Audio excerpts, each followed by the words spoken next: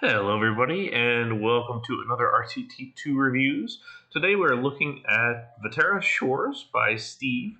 This was a Spotlight winner back in 2017, so only about 3 years old, but it's got a classic style of park making that a lot of newer parks don't really have. So kind of minimal custom supporting and using the standard in-game queue lines, a couple of custom scenery versions of it, but a good focus on atmosphere and really just park building as a whole. So let's jump into the entrance here. We have a little Mediterranean village of sorts. As you come in here along this great little vista out into the water here, a couple of boats and some nice detailing there. There's what looks to be an entrance and an exit, although I'm not quite sure with the blocks here. So I'm thinking that's the exit. Here is the welcome sign. So I'm going to assume we're headed in this way. So let's go in. We're greeted with a pretty lovely little fountain here. And some more of these sort of riverwalk barriers that are out here with the benches and everything looking across to this area over here. Pretty nice vista for one. Couple of nice little pavilions from an architectural standpoint here. And then we've got all these different facades wrapped around one single building, but a number of different facades. This is a pretty good realistic park building here as far as that goes. Some AC units on the roof and things like that. If we wrap all the way around, we get to the Sky Tower, which pops up out of this building. So that's a good view of the rest of the park. No custom top there, but this one looks pretty good as it is, so I think that's all right. Lots of fences all around here, but I like the green open space. We have the handyman here doing some mowing, and a lot of these thick flowers. I've kind of always liked these thicker flowers a little bit better than the other ones, just because they look a little more solid almost. But it's a good look. Good use of awnings throughout, and the differently colored awnings just to help that look. We'll go over here. We have a little bit of a river through this area here, but here we transition across into the other area, or we can wrap around on this side.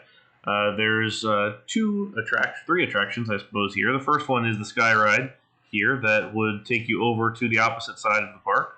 The other one is this hedge maze here, the Juniper Gardens hedge maze. And then the other one is this Juniper Island canal boats. So theoretically, this is Juniper Island right here. Another great collection of facades. I like the vines growing up this guy here and then a couple of these other ones. It doesn't feel dilapidated. It just feels sort of a natural look to it.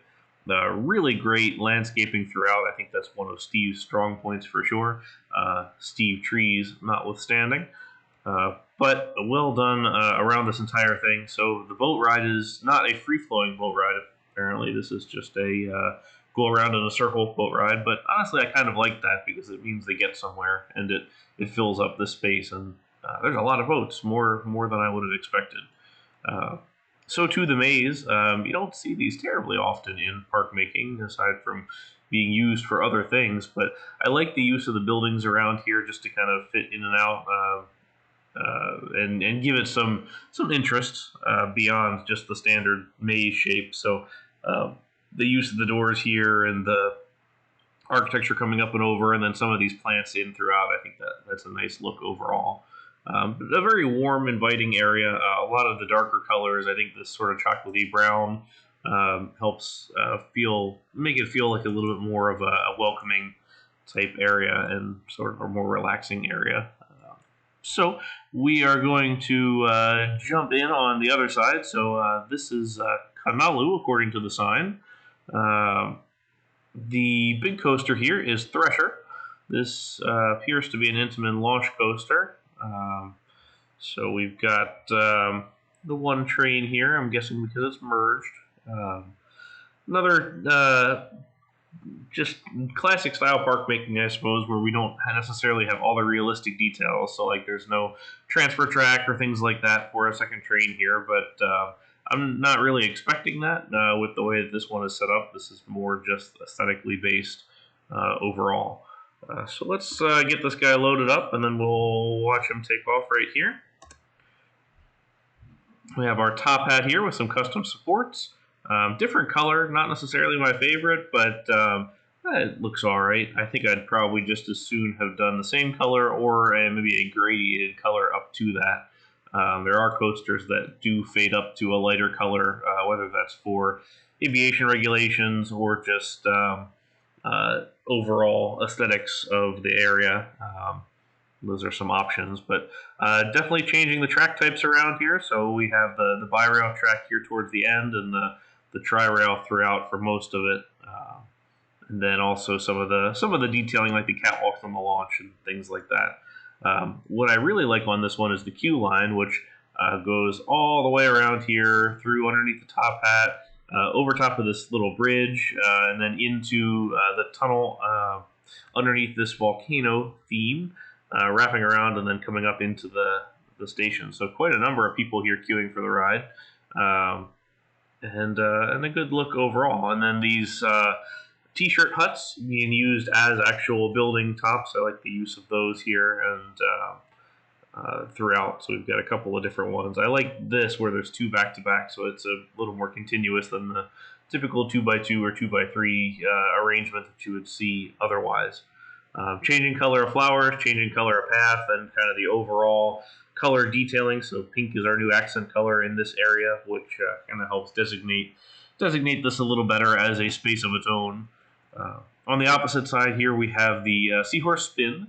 So this is a nice little added secondary ride here, and then a number of little shops here as well throughout. So cute little architecture, a lot of 2x2, but the way that they're kind of built up here with each other means they work all right.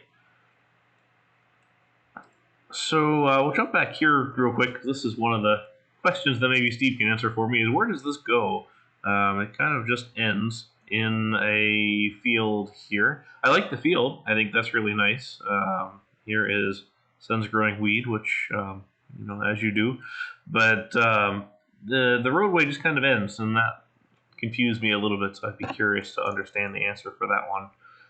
But we are going to transition over into Raven Tree, which is the medieval-ish looking area, or at least some castle-looking things.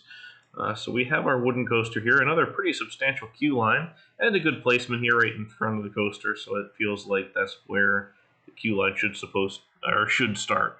So this is Oathkeeper. We have a little bit of a graveyard entrance here with a couple of those gravestones throughout. This is a presumably GCI wooden coaster. Starting off with a pretty steep curving drop here up underneath of this bit of theming, which I think is a nice touch. We have an airtime hill. We'll wrap around. Another little hill here. Another turnaround up here, some structure out towards the pathway, because for the most part this is sort of hidden back in the woods almost. Dive underneath the station building again, wrap around, and then one more dive through the station here up into the brakes.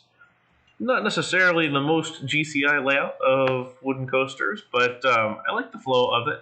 I like the way that we use the building here to dive through a couple of times. There's a lot going on with this building. It's very detailed.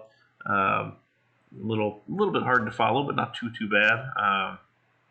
And then I like how the station is sort of perpendicular to everything through this, and then the queue line feeds in through the side. Back out here on the pathway, we've got a couple of different things. Here's Crusader, a top spin on this side. More shops throughout. I do appreciate here looking at the see-through scenery, how many actual shops are placed here, and the fact that they're all named and themed. That's something that I see surprisingly a lot of times here, that people just misnaming them or just don't bother. Really helps to add the theming to actually name those and give the building a name if you may not necessarily have a sign on there that has text. So here we have Widow's Wail. This is sort of like a Schwarzkopf shuttle loop, but more of a kind of fantasy-esque one. Getting awfully close to the edge there, and then we back on through and getting awfully close to the edge there, but not quite as close. not necessarily not necessarily following the exact layout details as you would expect from one of these rides. The little curve here on the end of the spikes is a little bit different, and there's not much of a launch track here. But really, at this point, that would be aesthetic purposes only, since this is powered launch right out of the station, which you wouldn't typically do in realistic park building. But I think for this purpose, this works really well, and it sits in here nicely. I mean, you can really only see 3 parts of the coaster. The loop sort of pops up here in the middle, the great little vantage point here, and then you have the tower on the one side, and then the tower here up over the water, which I think is a nice touch. But especially this little seating area here, I like quite a bit, because you have the perfect view of the coaster shooting by through that loop. It's a good little seating area here as well, underneath of this trellis as you enter in. And then we have this 2 ways to get to the next area here, this little boardwalk that comes around, looking out over the water. I think that looks quite nice, and it seems like a good kind of quiet place to sit and watch the rest of the park. But we continue up here, and we have another little bit of a section here before we get into the next one. More architecture. I like these path crossing elements here. This guy I almost would have put on the other side just to transition it over to that next area, but I like this this crossing, as it kind of differentiates this space from this space down here. And then this nice little waterfall here that wraps through. I like the change of path here to signify we're going over a bridge. So up into here we have the log flume. So this is the Siege Castle High Water. Pretty substantial building for one. A lot going on with that one. We've got our entrance station here and an exit station down there, which is a little unique, but I like it. I think that's a good look. And then a pretty long log flume ride. So first we weave around the wooden coaster here a little bit, duck back inside, have a couple of curves, back outside and up the lift hill, and then we're set up for the big drop here that goes all the way down to the water and has a splashdown with a great viewing area all the way around. The exit goes out this way and kind of borders it on the one side, and then the main path is on this side. I think this is just a really picturesque area in general. I think it looks really nice. It's done very well. My general preference is to keep log flumes one tile up off of the actual water itself, just to give it a little bit of gap there. But this one's right there on the bottom, but no issues there. Looks like a little bit of a filtration tank attempt there as well, so nice touch. This was far before the time of cutaway view in the game, so unfortunately there's not going to be interiors in here. It would have been kind of cool to see what was in that big building. But I do like this courtyard of sorts where you can kind of see the queue line peeking through there as the guests head up into the station itself. Just over here as we pass, there's a nice little village with a house being built here that's under construction, so that's kind of a good little detail there. We've got another mechanic fixing sprinklers. So there's the sprinkler here that's broken. So good little details there. A little bit of trash here coming up off the ground, and just a concerning gravestone in the back of this one. But lots of fun details there. Little shack on this side as well. So next we head up into this area here. So this is pretty substantial area with a pretty interesting main coaster here. So this is the Cider Gulch mine train that uses a lot of space. That's pretty well themed, and it also has this pretty interesting show building that has rock work all over the top of it. So this is in the vein of the 2 lift hill varieties of Vekoma mine trains. There's a number of them that kind of do this side-by-side lift and then go off and do things. This one's a little bit longer than most. Unfortunately, there's a little bit of blocking issues here where we have this one sitting here waiting for this guy to clear this lift hill. So it's unfortunate, although we'll see here a little bit later that it actually does duel because of that, or race a little bit. Here we're running into the building. I like the little peek through that section there. We're wrapping around inside, so there's definitely going to be some theming in there before we dive out of here. And there's that pass moment that we wouldn't have had if it weren't for the holding on the lift hill, but surely there must be a better way to do that, and it would have been nice to see a little bit of that so we don't have to have the train sitting there waiting. But props for using block sectioning. I think every coaster should use that. because it's the best way to control the train's movement. I like the architecture here. A lot of this brick industrial look. So this is the Cider Gulch factory. So we have the apple orchard here that we're walking through in the queue line on the way in. Some big tanks on the side. I like the little placards here above the tanks and some of the different colors. The green glass is really nice here. It's a variety from the front of the park where we had that sort of blue glass here, transitioning over into this side where there's more the green and then the black and brown accents here as well. So I really like this coaster overall. Interesting attempt at a transfer track on this one, but none of the other ones. This is a neat little dive here out by the entrance. So cool water tank of sorts, or some kind of a tank of sorts here for the entrance. I like that that adding in here. And here's our Cider Gulch sign as the guests come in from that end. Opposite, we've got this water tower here that's spewing some water down into this little lake. I like that detail also.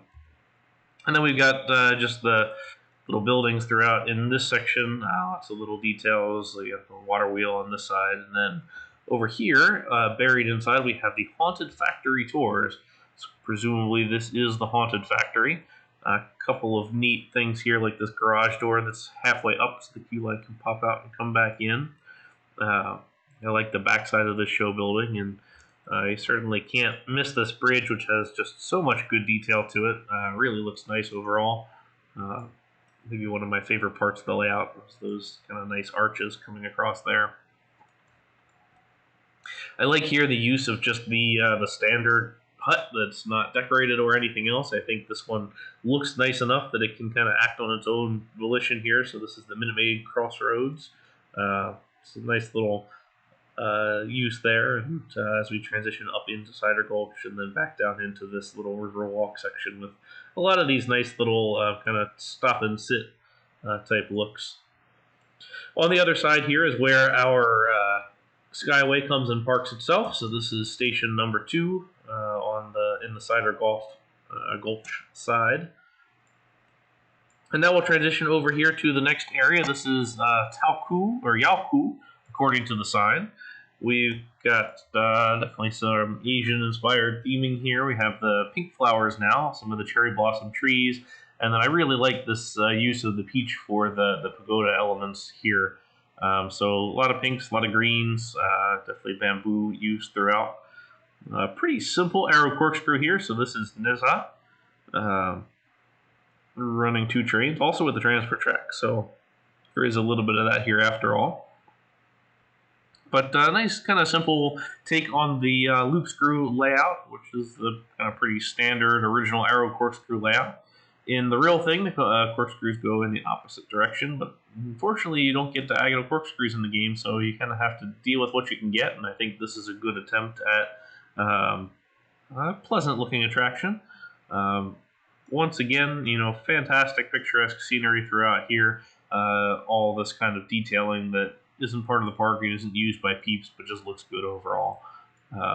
Again, the landscaping is the kind of best thing about this park, in my opinion. So our entrance is over here, wrapping around through the pavilion here. We've got the wall off of the pagoda, wrapping around underneath the coaster, and through this other pagoda on this side, up and into the station here. Really good look overall. Out here along the water, we have this little Buddha shrine. Nice attempt at recreating that with the little quarter pieces. I think that's a good look overall. And then coming back through, we have a lot of the other architecture. This is a great looking tower, this brown one here. There's a tilt-a-whirl ride here in the middle, bamboo blasters. And then a nice covered seating area here kind of nestled in between the 2 buildings. But it's a nice kind of very Asian area using the Asian roofs, but not totally relying on them. There's also the Spanish tile roofs and then a couple of the other parts and pieces here, and then the nice Asian wall details here as well. So I think it's a good look for the whole thing. And then we will transition out of this area and into the very last area. This is Tikal. So presumably themed after the Mayan ruins in Guatemala. So the main coaster here is Kingfisher. So this is a B&M inverted coaster that's got a pretty interesting layout, very unique layout here up off of the mountainside.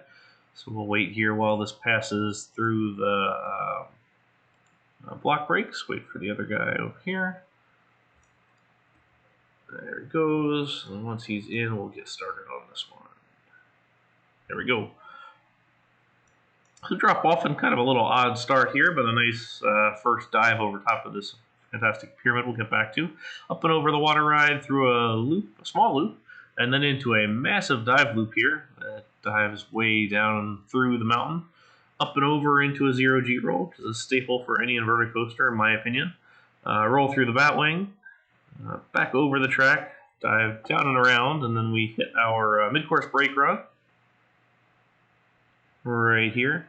Slow down for a tight corner, up and over the pathway, and then dive back down into a corkscrew and finish. We're not using the block brakes here just to keep up the speed, which I understand. Honestly, though, it's so late in the game, as far as the layout goes, that I probably wouldn't have worried about that too much. You can have a nice kind of diving helix out here over the lake, come up and over, and then finish it off. But pretty substantial looking station here. We've got our queue, which starts all the way down here, which is a little bit of an odd spot for the queue, considering that the main, I guess, plaza would sit right about here, kind of where the lift hill is. But so you're kind of off on the side here, almost at the out end of the area as you transition over here into China. But another good use of the meandering queue here, all the way through up underneath the coaster, and then we're going to go into the mountainside here, back out on the other side, and then we're going to wrap around. We'll get a good view of this pyramid here that really serves the purpose only to be here for the queue line for the most part, and then into this open station. I like how open the station is. You can see the little gates for each of the areas, and then you can kind of see the parts and pieces. So we have a transfer track here as well. So it looks like we're about half and half on transfer track or not on the various rides. And here's Takali Twisters, a teacups ride. And on the front over here, we have the Koriki Keel Hall Plunge, which is a bit of a mouthful, but I like the location here out on the water. It's a tiny little drop tower. It doesn't do a whole heck of a lot, but it fits the area pretty well. It's nice and cute, but completely dominated by the size of this inverted coaster, which is by far the biggest coaster in the park. This is a much darker area. I mean, the path really kind of drives that overall. A lot of darker trees to the thicker jungle landscaping throughout, and a lot of the browns and a little bit of the peach here. The green, the lighter green, keeps it from being too dark, and the yellow and red flowers also help that out a little bit, just to make sure that it's not just too overbearing, I suppose. Lots of roof details here, so using the actual path or the landscaping to build up to some of these towers here, and then we also have the shops and everything inside as well. The last of the main rides here is the Tikal Falls, another queue line here that goes all the way in front of the whole thing and wraps around and back in. Great vista across here, so you can wave to everybody who's coming into the park as you wrap around and come back. Well, the centerpiece here is the Tikal Pyramid itself. You walk right by that on the exit as well. Unfortunately, you don't really get to see it from the ride. It would be kind of neat to see the ride wrap around the front of it, almost like the Mexican boat ride at Epcot does, where it wraps around the front of the pyramid and the inside of the building. But we're going to wrap around the back side here as we go up and see right off the bat there's a steep drop in here before it wraps around and it heads up the main lift, but not before seeing a couple of neat little vignette scenes here. So here's a little shrine of sorts. I like the use of the Chinese gongs here, and then the various tower elements. Really great waterfalls down this whole thing. It was done well throughout. Same on this side as well. So once you do come up that big lift, you pop out on this side with waterfalls either way, the coaster screaming above, and then a little bit of a turn here before this big drop finale, splashing up underneath the exit path. We've got the glass here to prevent the folks who are getting off the ride from getting drenched again, although since they've already ridden, you assume they're wet. They might want that second time. I like the splashes here on either side. I think that's a nice little touch as well as you come down. Pretty simple station overall, but I like the detailing, the louvers on either end to give it a little bit of decoration. And then the open air nature of the whole thing just has a good look overall. So as we kind of wrap up our look of the entire thing, I think really the takeaway from this park is the landscaping and the atmosphere. I think those are the two best things in this park. It's just done really well. You zoom out, and it really has this cohesive feel where you can definitely tell, even from this distance, where the different areas are color-wise and ride-wise. I think it fits. It does a nice job transitioning from area to area throughout. And then just from the micro standpoint, I mean, the landscaping is just fantastic. So transitioning from these thicker landscaping pieces into the thinner stuff, and then out here into the water. Water's a great kind of motif throughout. We've got these this fountain area and just a lot of overlook spaces, just using the water to your advantage. I mean, really, if you have a body of water, you need to activate it, like this is done here. So we got this guy. We've got all of this brick walk here, and then the wooden boardwalk out over top, and then just the queue line and everything else looking out over the water. I think it's very well done. I like the use here of the different levels to make it darker in the center, so it's not just one kind of big flat lake. I think that's well done overall too. And I like that the focus here really is for the landscaping, for the atmosphere of the park. I mean, we're not looking at the specific details. I mean, things like pipes coming to this water fountain or various other bits and pieces, but there are still enough interesting details to keep it looking like the micro is covered. So we have a lot of the HVAC units on the walls or on the ceilings of the various buildings, so all those bits and pieces. There's water source pieces here, like this guy, and then just other little finer details, things like the jumping fountains here at the front of the water attraction. I like that look a lot, using the smoke pieces here for the coming out of the buildings themselves. But really, I like this park a lot. This was a Spotlight winner with a pretty good score, and I can definitely see why. It's got a good feel to it, and a medium-sized park as well. But a lot is crammed in there without feeling like it is too full or that there's too much on top of everything. Everything has room to breathe, and it's not crowded. You can still see all the details while not feeling far too spaced out. So I think on the whole, it's done well, and there's a lot of good detailing in it. So excellent park, and I look forward to reviewing more here soon. Once again, we're doing one park a day at the moment, so if you'd like to see more, please subscribe. And if you'd like to see your park reviewed or suggest any other park to be reviewed, please send me a note at cedarpoint6@nedesigns.com. That's New Elements Forum, or just leave a message on the YouTube channel. So until next time, thank you very much for watching.